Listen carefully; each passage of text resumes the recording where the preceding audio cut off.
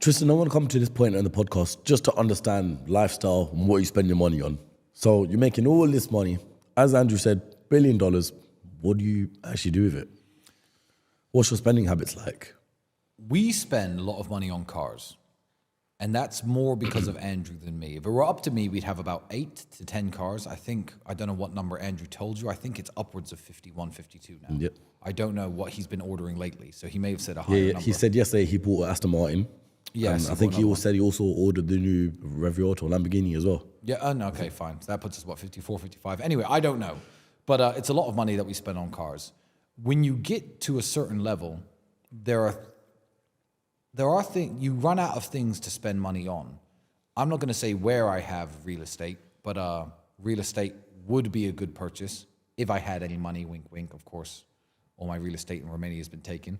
But real estate is an incredible investment. I like historic buildings. I like antiques. I like art. I like suits. I buy books that cost a lot of money. I buy first edition books from the 1800s. What sort of books? I mean, just really great novels, but the first ever printing of a book costs a lot of money. And the good thing about books is none of them are here in case the Romanian police are listening, of course. But the good thing about books is someone will come in your house, someone who doesn't know exactly what they're looking at. In fact, 99.9% of people will come into your house and see a bookshelf. And one book's £5, that book's £10, they're just old leather books. One of them's 140 grand. No one knows that store of wealth is there. So even things like these cigarette lighters, the police, when they raid your house, don't steal your cigarette lighters. But they don't think that's going to be 55 grand. No, they'll take this watch, and this watch is cheaper than that lighter. Yeah. So the cool thing about antique books, antique furniture, things like that, is they're a really cool store of wealth that never loses you money, and nobody knows what they're worth. So people will just walk past them. But then when you do meet that guy who sees your piano, for example, you've just purchased, and like, oh, that's a 1892 Erard piano. You're like, okay, this guy's my kind of guy, you know? So I don't have a piano at my house, but I am buying all these things. I also spend lots of money on clothes.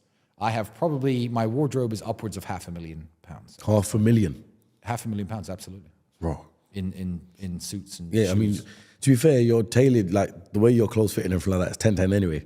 And you go to London for your suits as well, or used to anyway. I go. Well, they come to me. They come to you. I'm one of their best customers. Yeah. I'm not gonna say the name of the tailor here because I don't need people copying me and like lengthening the wait times. Well, I don't know if they could afford to copy you. Even if someone could afford it, yeah. But did you see recently I think it was the Indian Prime Minister had a blue suit on, and when you zoomed into the little yellow stripes, it was actually 24 karat gold with his name. Is it? Like that, yeah. Look it up, anyone at home. Anyway, I've just ordered a 3-piece suit in that. That cost me upwards of 50. What, with like your name there as well? Yeah, it's gold stripes. Yep. That from a distance looks like a navy blue suit with gold stripes. When you zoom in, the 24 karat gold woven into the material will read Tristan Tate, Tristan Tate, Tristan Tate. Yeah, it's sick. So there's I bought one that cost me over 50 grand for that suit. That's on order. Yeah, I have lots of nice clothes.